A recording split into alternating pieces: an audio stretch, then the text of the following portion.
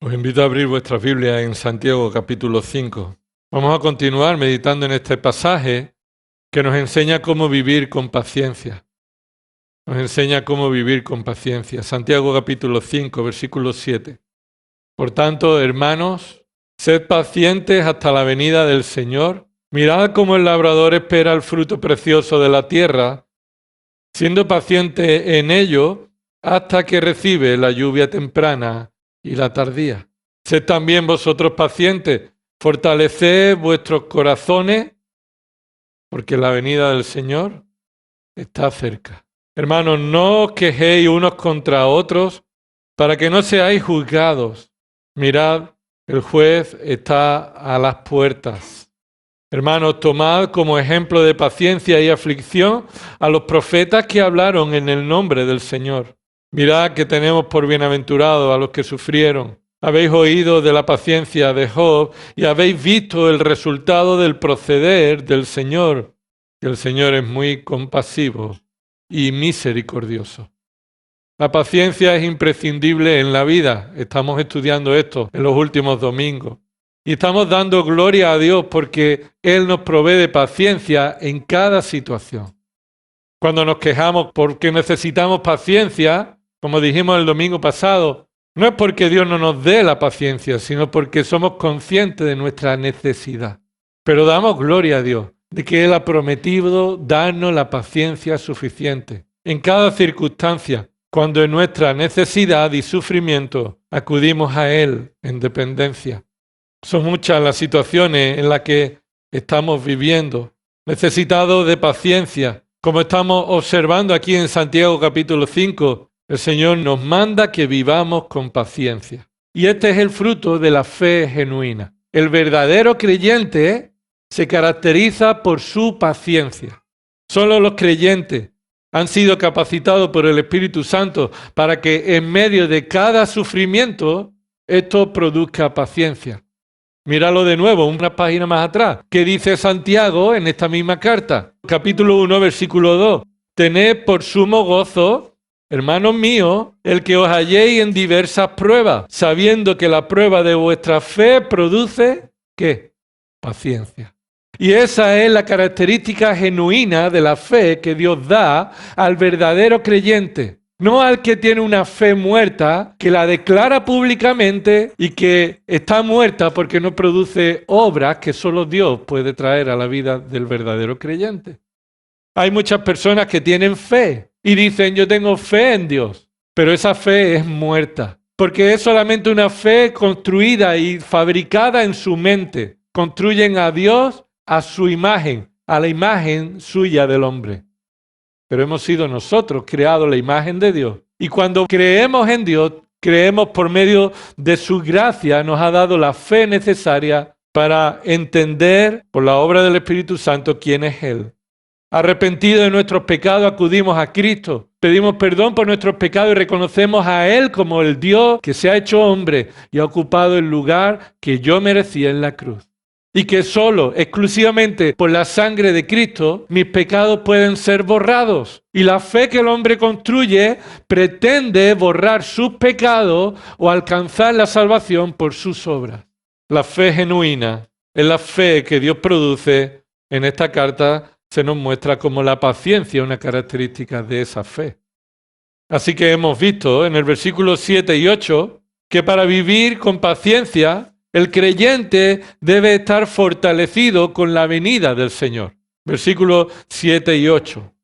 Hemos visto cómo el creyente debe vivir con paciencia siguiendo el ejemplo del labrador. Recuerda cómo el labrador trabaja, cómo el labrador sabe el fruto que espera y cómo el labrador es paciente confiando en la providencia de Dios. Esto vimos el domingo pasado. Pero antes de pasar al versículo 9, quisiera ver el final de este versículo 8.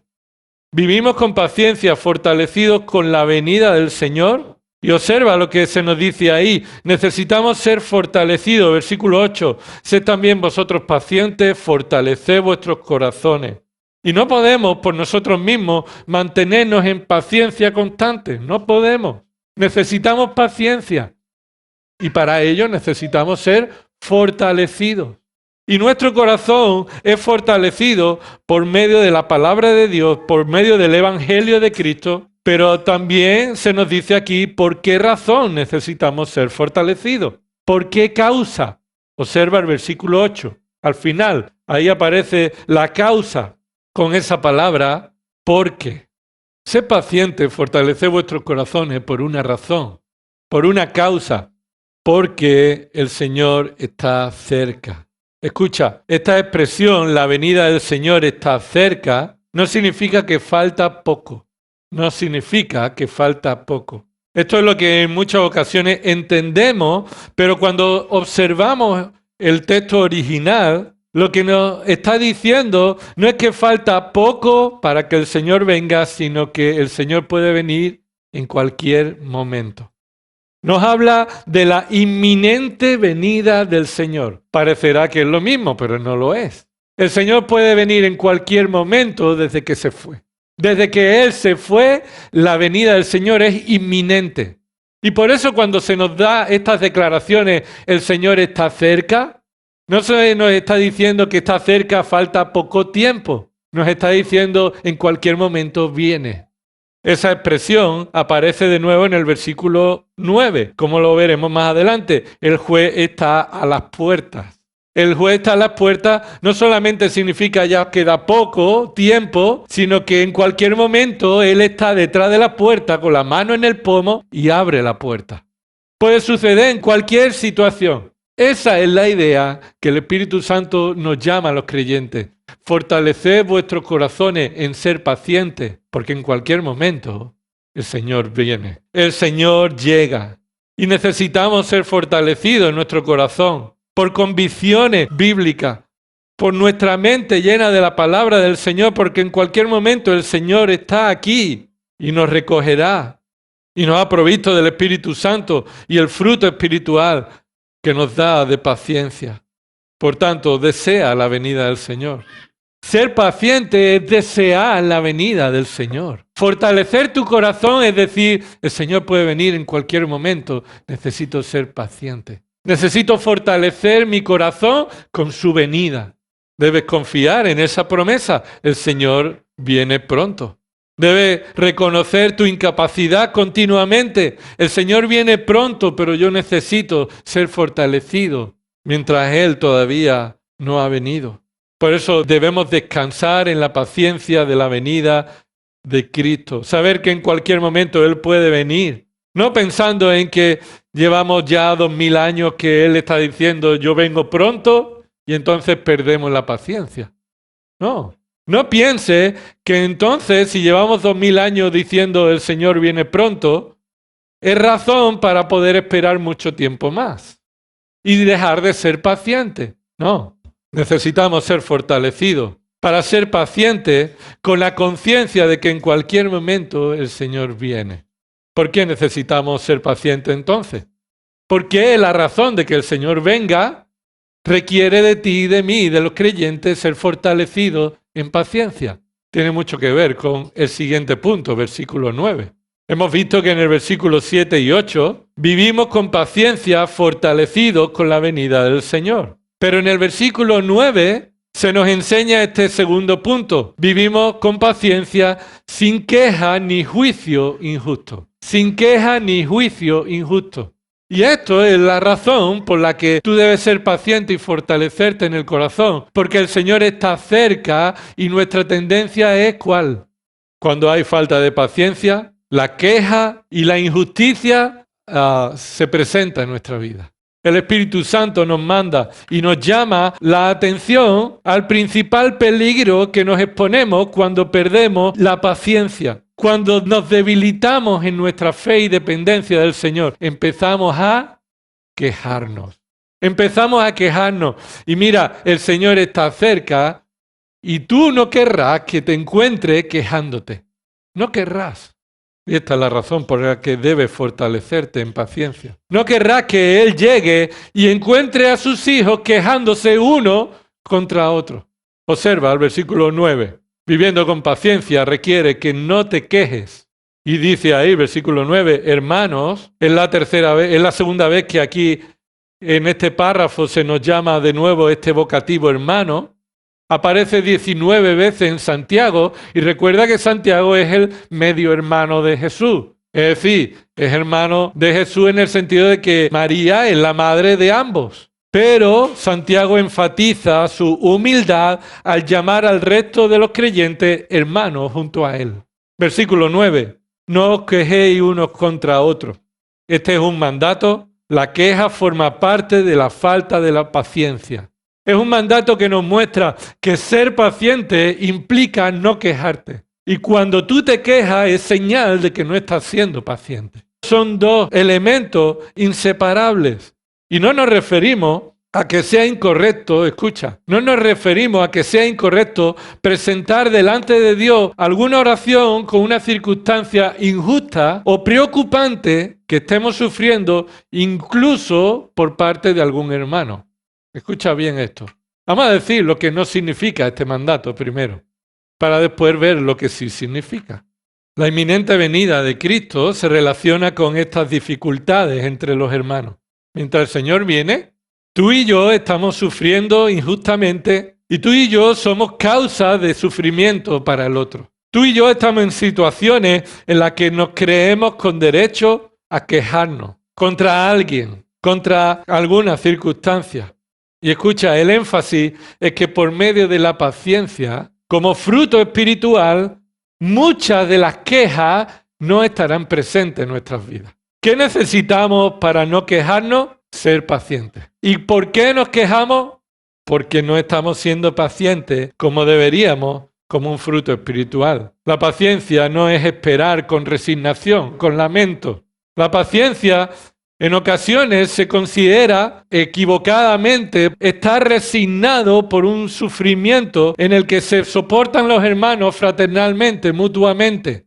En muchas ocasiones creemos que soportarnos mutuamente en una relación de iglesia es venir y poner buenas caras, pero estar por dentro lamentándonos y resignándonos. Eso no es paciencia, eso es hipocresía. Y este es el caldo de cultivo que sucede y que hace aparecer la queja. No os quejéis. Míralo de nuevo, versículo 9. No os quejéis. Observemos especialmente eso, esa palabra, no os quejéis, ese mandato. 6 veces aparece en el Nuevo Testamento ese verbo quejarse. Solamente una vez aparece como en esto, un negativo. El resto de las ocasiones la queja aparece como un hecho en el que es una realidad del creyente. Observa, por ejemplo, Romanos capítulo 8, versículo 23. Dice ahí el Espíritu Santo, y no solo ella, es decir, la creación, sino que también nosotros mismos que tenemos las primicias del Espíritu, es decir, tenemos al Espíritu Santo como la primicia que Dios nos ha dado, aún nosotros mismos gemimos en nuestro interior, aguardando ansiosamente la adopción como hijos, la redención de nuestro cuerpo. Ya has escuchado bien, Romanos 8:23 nos dice que los creyentes nos quejamos. Esa palabra gemimos en nuestro interior es la misma palabra, quejarse. El creyente se queja mientras está sufriendo y ansiosamente anhela ser adoptado como hijo, ser librados de todo este sufrimiento, anhela la redención de nuestro cuerpo que nos hace sufrir.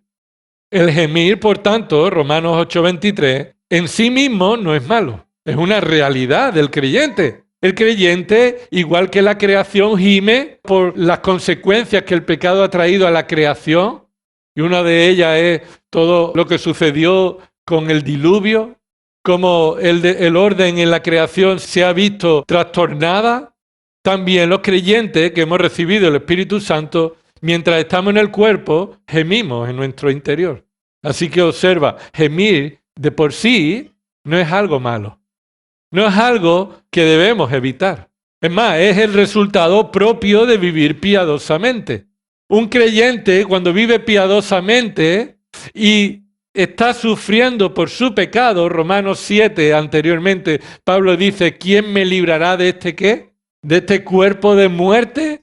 Él está luchando con la realidad de que el pecado todavía está en su cuerpo y no quiere satisfacer los deseos de su cuerpo. Y aquí este es el sentido del gemido. Un creyente que quiere vivir piadosamente aguardando con ansiedad, es decir, con una intensidad profunda, ser adoptado y redimido de esta lucha con el pecado, va a gemir, va a quejarse.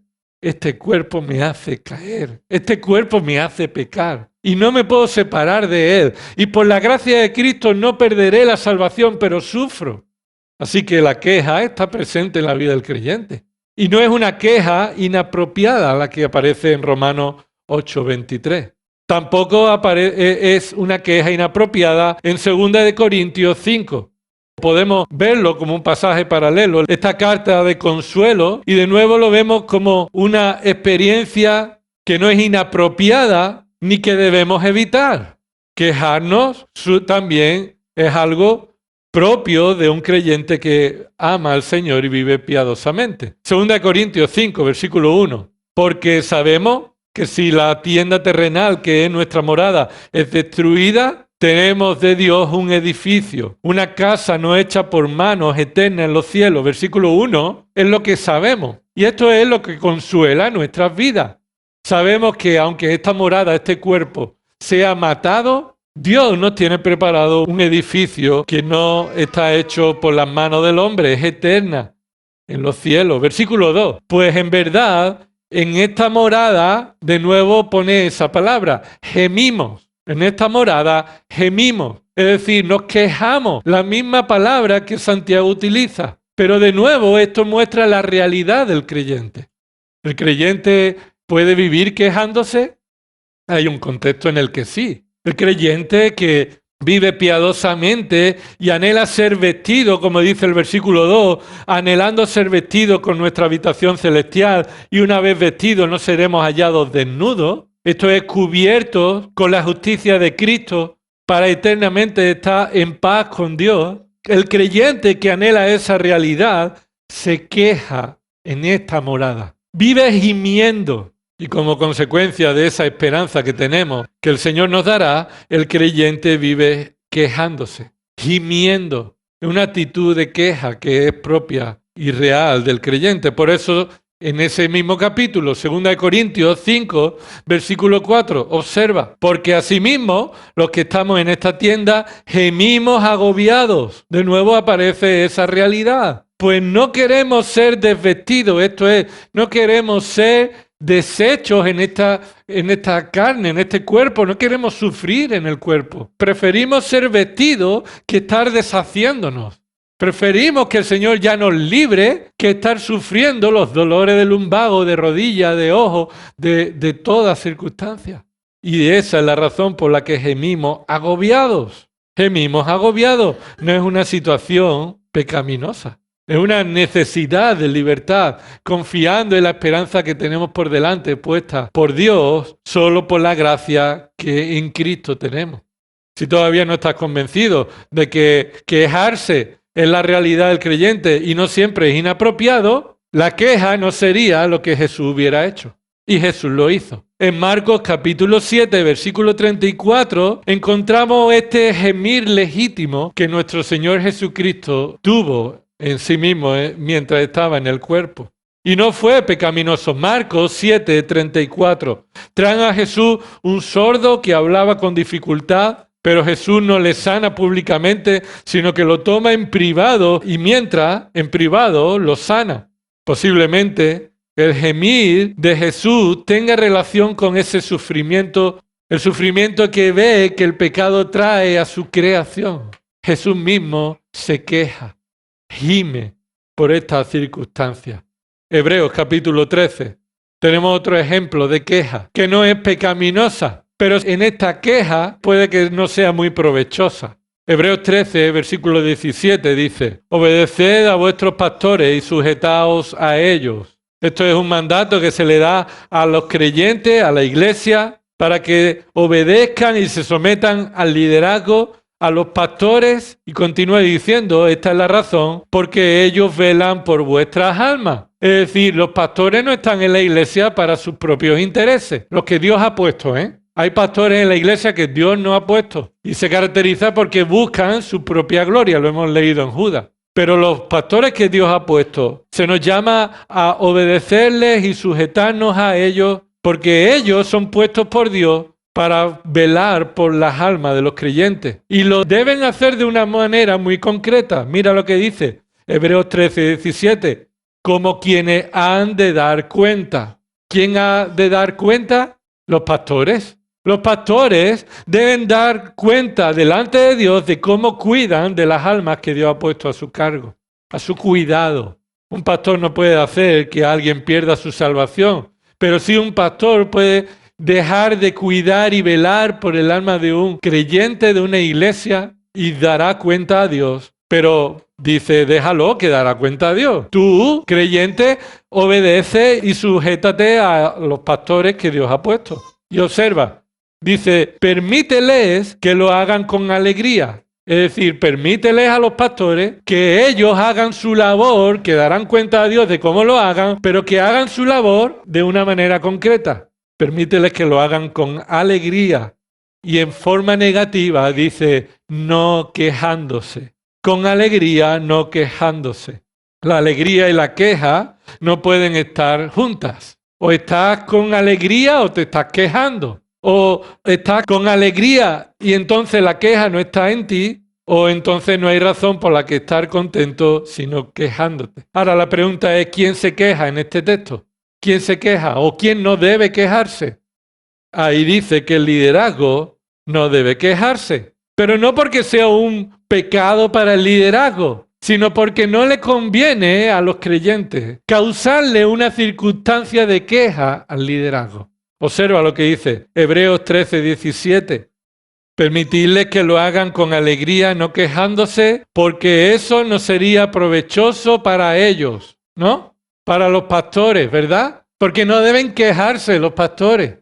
No, eso dice, no sería provechoso para vosotros. ¿Por qué? Porque los creyentes que no obedecen y no se someten al liderazgo que Dios ha establecido, entonces el liderazgo tendrá razones para quejarse, para no hacerlo con alegría, para no cuidarlo y hacerlo con alegría.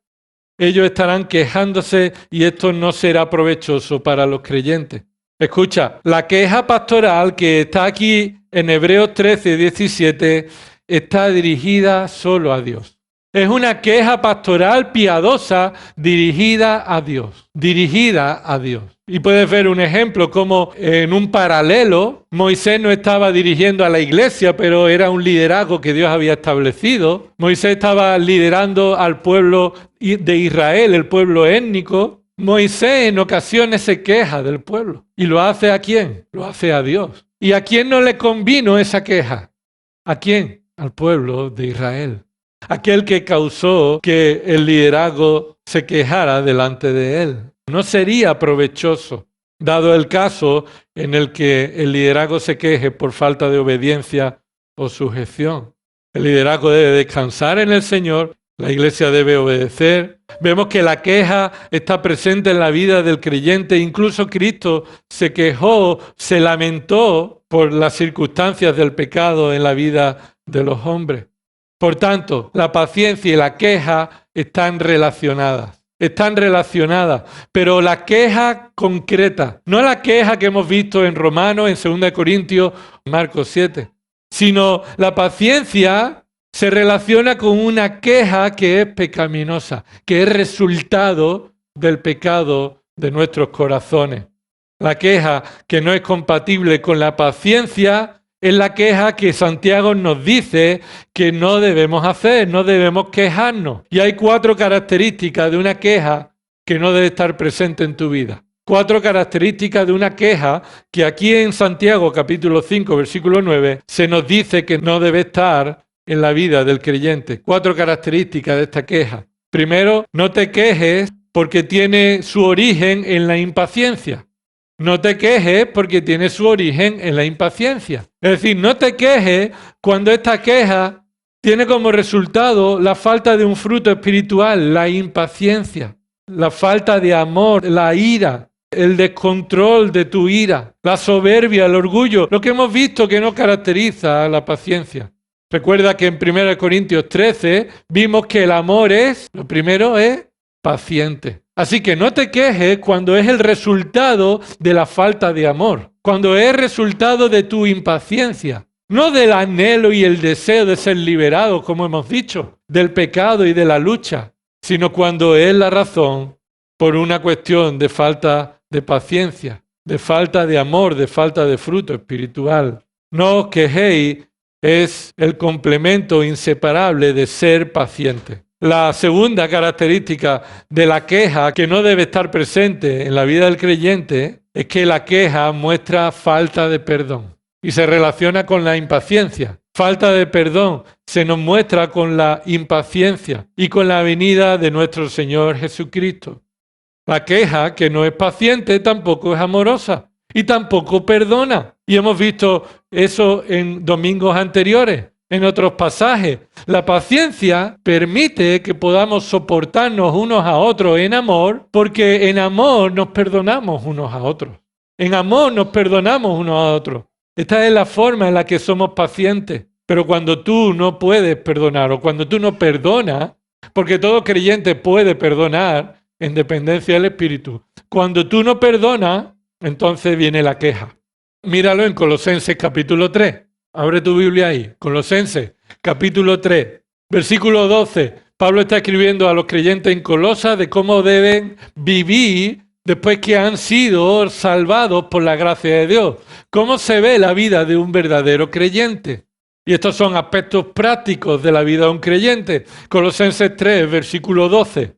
Entonces, como escogidos de Dios, santos y amados, esta es la realidad. Tú ya eres escogido por Dios, no tienes que buscar que Dios te escoja. Si Dios te ha salvado es porque te escogió y ya lo eres. Eres santo y amado. Observa, revestidos de tierna compasión, bondad, humildad, mansedumbre, paciencia. Y esto es otro mandato, pero es una forma figurada. Revístete, vístete, úsalo. Pon en práctica lo que Dios te ha dado como un santo escogido y amado por Él. Y observa al final del versículo 12, la paciencia forma parte de tu vestuario como un creyente.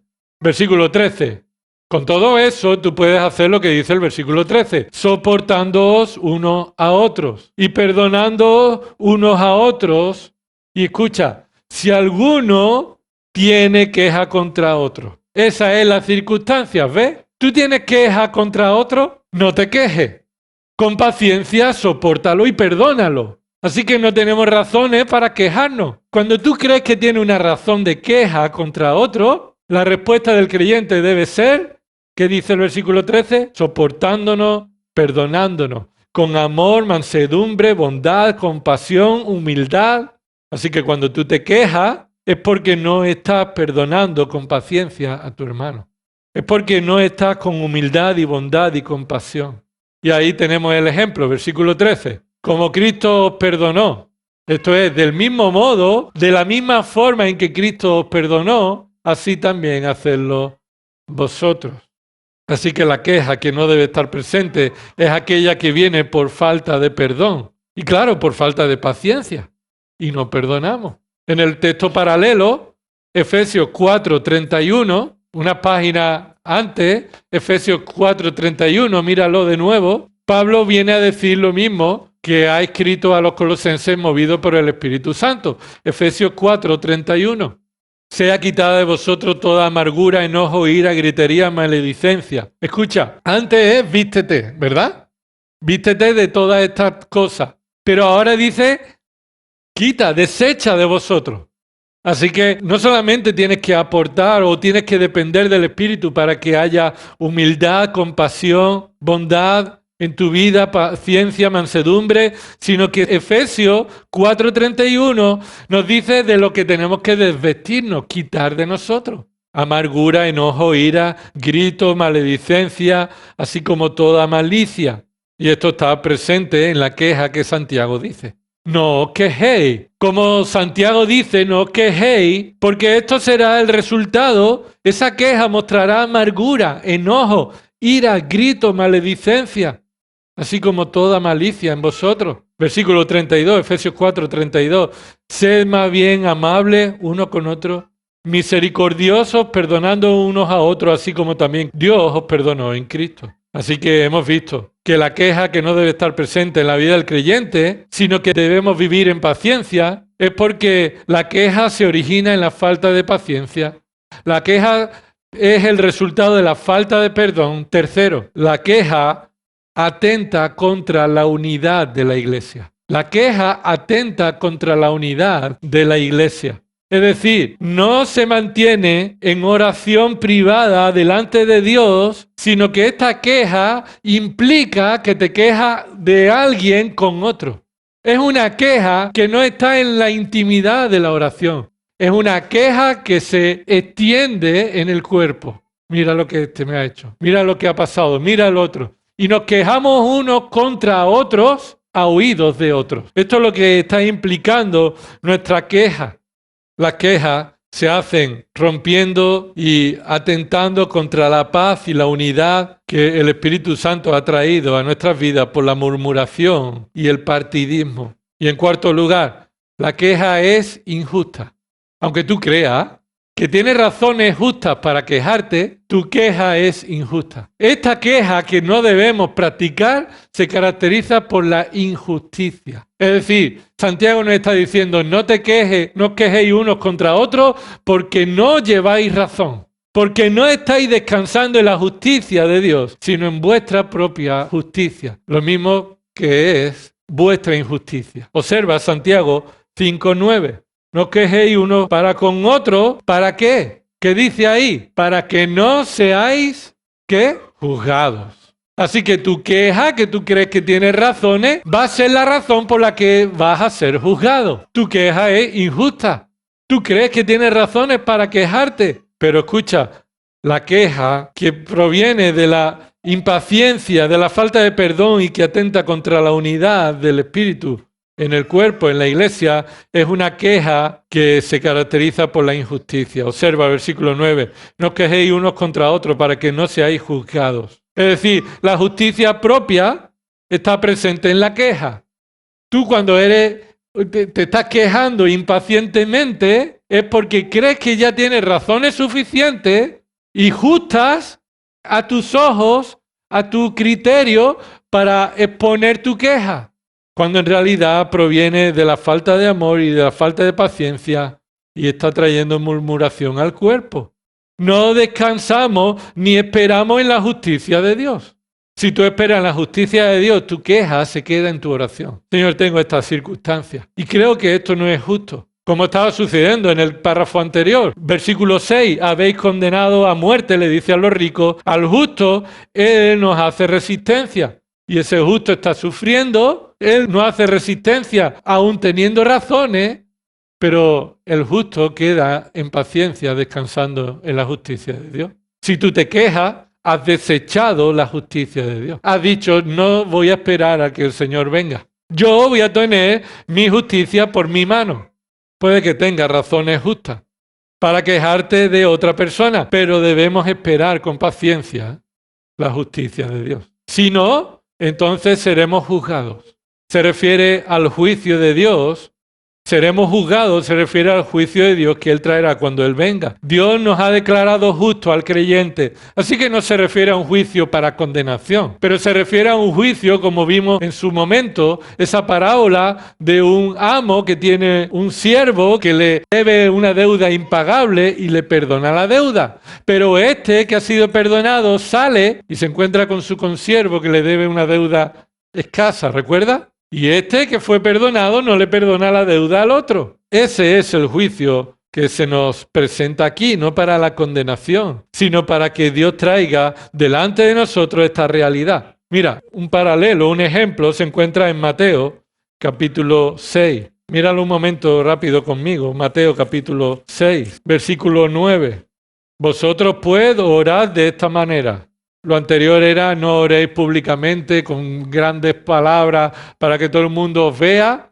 Cierra la puerta y en privado ora al Señor. Y ahora mira esta oración, versículo 9. Vosotros pues orad de esta manera. Padre nuestro que estás en los cielos, santificado sea tu nombre, venga tu reino, hágase tu voluntad, así en la tierra como en el cielo. Danos hoy el pan nuestro de cada día y perdónanos nuestras deudas, como también nosotros hemos perdonado a nuestros deudores.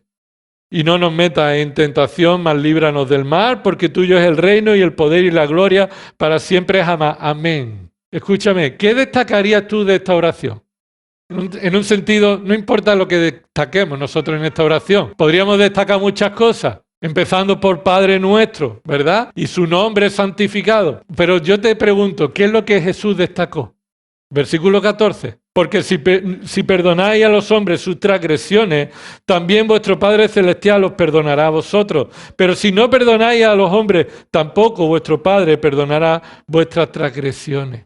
Observa que Jesús está destacando que en esta oración hemos pedido, Señor, perdónanos del mismo modo que nosotros hemos perdonado. Y te expone a esta realidad. Tú puedes ser un hijo de Dios. Y Dios ha perdonado tu deuda con el sacrificio suficiente de Cristo. Pero si tú te pones a quejarte de tu hermano, de deudas que ya el Señor ha pagado, y en lugar de amarlo con paciencia y perdonarlo y esperar al juicio de Dios, tú te pones a quejarte, el Señor te va a sacar y va a decir, ¿y tú qué? ¿Tú qué tienes que decir de ti? ¿Y tú cómo estás quejándote? ¿No consideras como yo te perdoné? Y el Señor traerá esa deuda a nuestro juicio, que no nos condenará, sino que nos hará perder bendiciones para nuestra eternidad y seremos avergonzados. Por eso dice el versículo 9, mirad, este es un llamativo, una observación, mirad, el juez está a las puertas. 3 cosas sobre esto. Mirad, el juez está a la puerta. Míralo, Santiago 5, 9. Mirad, el juez está a las puertas. 3 cosas. Ese mirad no es que lo veas con tus ojos. No se trata de verlo con tus ojos. Es un llamado de atención, un llamado, un énfasis a poner atención a una realidad. Ten en cuenta esto, piensa en esto. Segundo que vemos aquí, es el juez el que está a las puertas. Ese juez está en mayúscula y no se refiere a otro que nuestro Señor y Salvador Jesucristo. Él está a la puerta. Quien siendo Dios se hizo hombre, resucitó con gloria. Cristo ha recibido un nombre que es sobre todo nombre, una autoridad sobre toda autoridad. Él tiene el poder para cuando venga traer un juicio perfecto. Tu queja no es perfecta, no es justa. No te quejes, porque no tienes las razones para saber si tu juicio es justo o no. Puede ser que te estés quejando, creyendo que tienes razones justas, pero después cuando el Señor venga y saque a la luz, diga tú, tenía que haberme callado. Será juzgado porque viene de un corazón que no está en paciencia, en dependencia del Espíritu Santo y además no descansa en la venida del juez. En tercer lugar, el juez va a venir en cualquier momento. Hemos dicho que está a las puertas y no dice que va a venir pronto en el sentido de que falta ya poco, sino que no te va a avisar. No va a haber señales de la venida del Señor cuando el Señor venga por su iglesia. No va a haber señales. El COVID no es una señal de la venida del Señor. Ni ninguna catástrofe, ni terremoto, ni nada. Esos son señales que después del rapto se verán en la tierra como la venida del Señor en gloria y traerá la sentencia final a esta tierra. El Señor puede venir ya. No hace falta nada más. Solamente falta una cosa para que el Señor venga. ¿Sabes cuál es? Que los que han sido escogidos sean salvos completamente. Que el número de los escogidos sea completo. Y entonces vendrá el fin, como dice Pablo en Romanos. El Señor está ahí a la puerta, la mano en el pomo. Como cuando tú estás detrás de la puerta escuchando que está pasando algo con tus hijos y estás viendo a ver qué está pasando ahí y tú de repente entras. Ahí te ha pillado quejándote. ¿Qué haces? ¿Por qué no estás en paciencia, en amor, dejando todo delante del Señor? Así que, ¿qué relación tiene este mandato de ser paciente y no quejarnos? Mira, la queja legítima es interna. Volvemos a recordar, la queja legítima es interna, no se hace pública. Es interna, está en oración, no va en contra de nadie ni desea el mal para nadie, sino que busca que Dios obre en las circunstancias. Espera y descansa en la voluntad del Señor. Ahora, la queja impaciente va en contra de tu hermano, va en contra del testimonio de Cristo, a quien tú debes perdonar en amor, debes soportar en humildad y debes mostrar mansedumbre. La queja impaciente en contra de un hermano es aquella que la hace público, que se extiende en el resto de la congregación y que no está dispuesto a soportar con amor, con humildad y mansedumbre, sino que demanda la justicia por sí misma, que es una injusticia. Hermanos, necesitamos paciencia y Dios nos la da. Pídele a Dios paciencia. Él te dará sin reproche todo lo que tú necesitas por medio de la obra de su Espíritu Santo. Para terminar, veamos cómo este párrafo nos dice la tercera forma en la que debemos vivir con paciencia. Hemos dicho, vivimos con paciencia, en primer lugar, fortalecidos con la venida del Señor. En segundo lugar, hemos dicho, vivimos con paciencia sin queja ni juicio injusto, sino que descansamos en el justo juicio de Dios y perdonamos en amor. En tercer lugar, vivimos con paciencia valorando el sufrimiento. Vivimos con paciencia valorando el sufrimiento, versículo del 10 al 11. Valorando el sufrimiento. Mira lo que dice el versículo 10. Hermanos, tomad como ejemplo de paciencia y aflicción a los profetas que hablaron en el nombre del Señor. Mirad que tenemos por bienaventurados a los que sufrieron. Y paramos un momento ahí. Mira, este llamado último para que vivamos con paciencia nos dice que tengamos una conciencia, un valor adecuado de las cosas.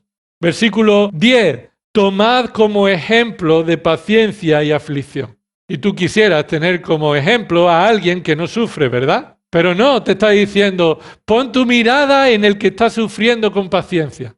Y esto es, pon tu mirada en aquello que debes pensar bíblicamente. Piensa bíblicamente, valora bíblicamente cómo en el sufrimiento debemos actuar con paciencia. Versículo 11. Mirad que tenemos por bienaventurados a los que sufrieron, y esto es a los que sufrieron con paciencia, como se nos va a decir cómo sufrió Job. Así que estos dos mandatos, tomad como ejemplo y mirad que tenemos por bienaventurados a los que sufrieron, te está diciendo, mira, el sufrimiento no debe ser menospreciado en la vida del creyente.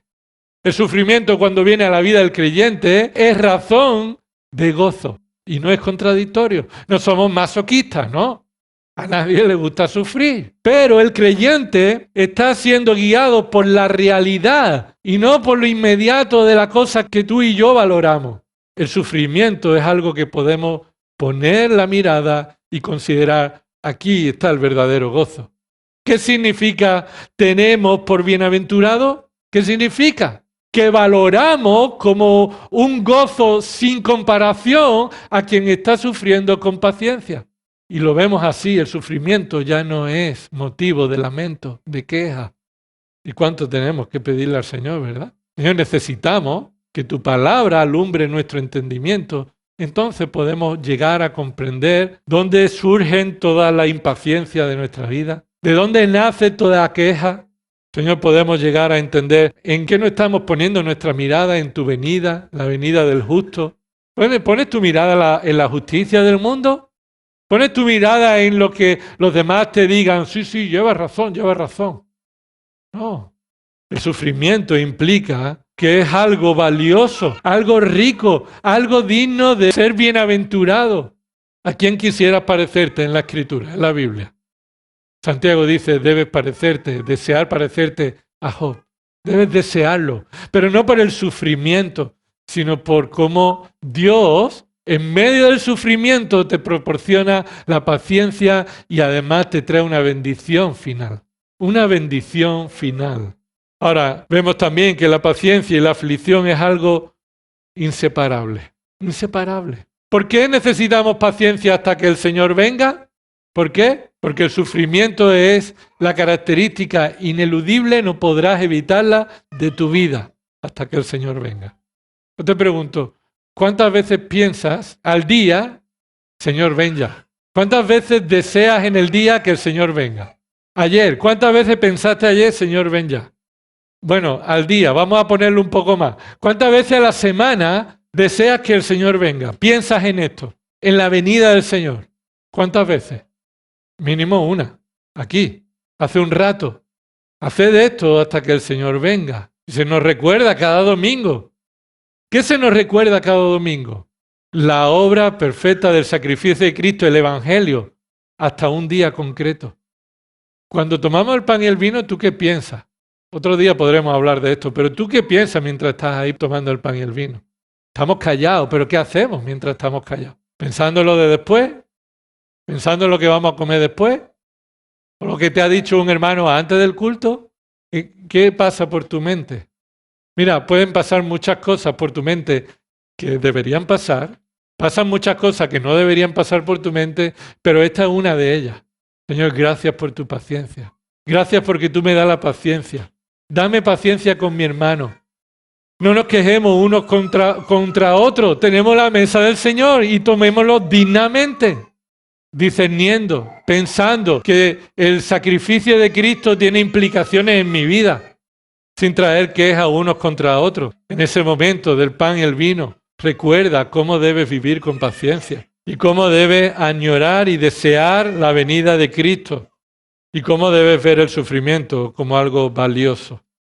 Tenemos ejemplos de paciencia. Versículo 10 dice, toma como ejemplo de paciencia y aflicción, algo inseparable, a los profetas. Estos profetas son aquellos que hablaron la palabra de Dios. Así que se refiere a qué profetas.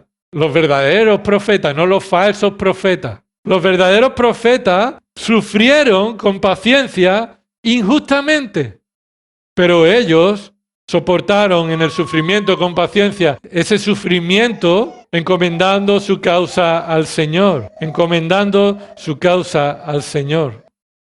Primera de Pedro, vemos ahí como los creyentes durante 20 años después de que Santiago escribiera esta carta, 20 años después de que Santiago se escribió, el Espíritu Santo movió a Pedro a escribir esta primera carta, Primera de Pedro 2:20. Léelo conmigo, un momento. Mira, Primera de Pedro 2, versículo 20. Pues qué mérito hay cuando pecáis y sois tratados con severidad y lo soportáis con paciencia. ¿Qué mérito hay? ¿Qué mérito hay? Ninguno, no está la respuesta ahí, pero no hay mérito. Cuando sois tratados, es decir, sufrís porque habéis pecado y lo soportáis con paciencia, ¿tiene mérito eso? No. Porque estáis recibiendo lo que es justo. Pero, observa, dice, si cuando hacéis lo bueno sufrís por ello y lo soportáis con paciencia, esto haya gracia con Dios. Esto está valorado delante de Dios. Esto es razón de bienaventuranza delante de Dios. En el capítulo 3 vuelve a decir Pedro, observa, 1 Pedro 3:17, pues es mejor padecer por hacer el bien, si así es la voluntad de Dios que por hacer el mal. Nunca es la voluntad de Dios hacer el mal. Nunca. Pero si es la voluntad de Dios que haciendo el bien nosotros suframos, entonces esto es algo digno de valorar como algo bueno. Es mejor padecer por hacer el bien si es la voluntad de Dios que por hacer el mal. Y de nuevo Pedro dice ahí, 1 de Pedro 4:14. 1 de Pedro 4:14. Si sois vituperados por el nombre de Cristo, dichosos sois, pues el Espíritu de gloria y de Dios reposa sobre vosotros. Ciertamente por ellos Él es blasfemado, Dios es blasfemado por los impíos, pero por vosotros es glorificado. ¿Cuándo es glorificado Dios? Cuando por el nombre de Cristo os vituperan, os mienten mienten sobre vosotros, hacen sufrir. Versículo 15, que de ninguna manera sufra alguno de vosotros como homicida o ladrón o malhechor o por entrometido, es decir, por pecado. ¿Alguno de vosotros sufre porque ha pecado? ¿Qué quiere? Que no peque. Ahora, lo que está diciendo, versículo 16, pero si alguno sufre como cristiano, es decir, como los apóstoles, es decir, los profetas que hablaron en nombre del Señor sufrieron, entonces, que no se avergüence, sino que como tal glorifique a Dios. Esa es la bienaventuranza, hermano, que el sufrimiento es una oportunidad de glorificar a Dios. Ahí te gozas. No porque no quieres sufrir, sino porque si Dios es la voluntad, trae sufrimiento a tu vida, es una oportunidad de, con paciencia, glorificar su nombre. Claro, si tu deseo es exaltar el nombre de Cristo, te vas a gozar. Va a ver eso una buena oportunidad, ¿verdad? Si tu deseo es que tu vida sea plácida y no sufra y que tus deseos sean satisfechos en esta tierra con las cosas de esta tierra, entonces, ¿para qué quieres ir al cielo? Quédate ya aquí. No, nuestro deseo es glorificar aquel juez que está a las puertas y viene en cualquier momento. Mira, se enfatiza que hablar la palabra de Dios no exime de sufrimiento. Observa el versículo 10. Los profetas que hablaron en el nombre del Señor son ejemplos de ¿qué? De que todo les fue bien, ¿verdad? Hombre, fueron hombres que hablaban la palabra de Dios. ¿Qué se espera de ellos? Que todo les vaya bien, ¿no? Pues hablar la palabra de Dios no te exime de sufrimiento, pero Dios capacita de paciencia en medio de ese sufrimiento a los que se encomiendan a su gracia. Hemos dicho que Santiago ha dado 2 mandatos. Ve como ejemplo a imitar de paciencia y aflicción a los profetas. Versículo 11, mira que tenemos por bienaventurado el buen resultado de la paciencia. El buen resultado de la paciencia. La paciencia trae un buen resultado, el cual es razón de considerarnos bienaventurados. ¿Por qué consideramos a Job bienaventurado? ¿Por qué? En definitiva, por su resultado. Por su resultado. Él sufrió y él dudó y él tuvo muchas preguntas. Pero tú y yo debemos valorar a Job como alguien bienaventurado por el resultado que trajo toda la paciencia en medio del sufrimiento. Escucha, no hay nada en nosotros que no estuviera también en Job. Job no es nada de diferente que tú y que yo. Vemos bienaventurado a Job, pero no queremos ser como Job. Creemos que Job es un superhéroe, ¿verdad? Y que otros profetas fueron superhéroes. Pero es que yo nada. Job no tuvo nada de especial que no esté en ti. Lo que estuvo en Job está en ti si tú eres un verdadero creyente. El Espíritu de Dios, el cuidado de Dios, la compasión y la misericordia de Dios. Escucha, mira el versículo 11. Habéis oído de la paciencia de Job. Ese verbo paciencia, lo estudiamos, es la perseverancia de Job. La paciencia es que a pesar de las pruebas nunca decayó su paciencia. Habéis escuchado la perseverancia de Job y habéis visto el resultado. No lo vimos con nuestros ojos, pero lo leemos en la Escritura. ¿Cuál fue el resultado? El resultado de la paciencia de Dios vino de parte de Dios. Si vas a Job y tuviéramos tiempo, pero te invito a que lo hagas, lees Job y puedes ir a los últimos capítulos, especialmente el último capítulo. ¿Qué resultado hubo en la perseverancia de Job? Dios lo restituyó, lo bendijo, con compasión sin límite. Observa cómo el Señor procede, es decir, trajo un resultado que Dios bendijo a aquel que también le proveyó de paciencia. Dios te da paciencia y además te llevará a un buen fin. Dios no te trae paciencia para que al final acabes mal. Dios te trae paciencia para que llegues al final, a la bendición final. Sé paciente hasta la venida de nuestro Señor. Igual que Job fue paciente hasta la venida de las bendiciones que vinieron al final. Yo te había oído, pero ahora mis ojos te ven, dijo Job. Y esa será nuestra realidad. Un día veremos a nuestro Salvador. Y esa es la razón de ser bienaventurado. No ponga tu esperanza en este mundo, que se acaben los sufrimientos. Hemos oído cómo Job, Dios le proveyó un testimonio en Job, cómo Dios le proveyó para perseverar en el sufrimiento. ¿Quién de los que estamos aquí sufrimos como Job? Ninguno. Y Job es puesto ahí como un testimonio, primero para Satanás y después para el resto de la humanidad, de que Dios merece ser adorado por quien es. Y Él salva a sus escogidos, les provee de paciencia necesaria y al final los bendice. Una bendición no terrenal, espiritual. En los cielos, con Cristo nuestro Salvador. Observa el Salmo 125 al empezar el culto. Mira lo que dice el Salmo 125. Los que confían en el Señor son como el monte Sión. ¿En qué sentido son como el monte Sión? Son inamovibles. Venga la tribulación que venga, permanece con paciencia, resiste con paciencia. ¿Pero por qué resiste? Permanece para siempre. Versículo 2. Como los montes rodean a Jerusalén, así el Señor rodea a su pueblo. Entonces, ¿por qué persiste hasta el final el que confía en el Señor? porque es el Señor quien lo rodea, lo capacita, lo hace resistir en toda aflicción. El cetro de la impiedad no descansará sobre la tierra de los justos. Esto es, la injusticia no permanecerá en esta tierra. La injusticia no permanecerá en esta tierra. Dice, para que los justos no extiendan sus manos para hacer el mal. Y Dios provee y preserva a los justos para que no vayan y caigan de nuevo en el mal, sino que los rodea, los hace estar inconmovibles. Por eso, versículos 4 y 5, termina esta petición. Señor, haz bien a los buenos, a los rectos de corazón. Escucha, cuando leas en el Antiguo Testamento los buenos y los rectos del corazón, los justos, no son las personas buenas, no. Son los creyentes salvados por la justicia de Cristo. Son los justificados por Cristo. En el Antiguo Testamento eran igual que nosotros. No hay justo ni aún uno. No hay quien haga el bien. Así que cuando viene el justo, viene el bueno, se refiere al que ha sido salvado por la justicia de Cristo. Señor, haz bien a tu pueblo, mas a los que se desvían por sus caminos torcidos, el Señor los llevará con los que hacen iniquidad.